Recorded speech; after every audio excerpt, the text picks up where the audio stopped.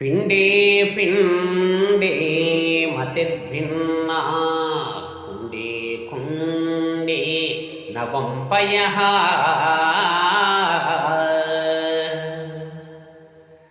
జాతం జాతం నవాచారః నవావాణి ముఖే ముఖే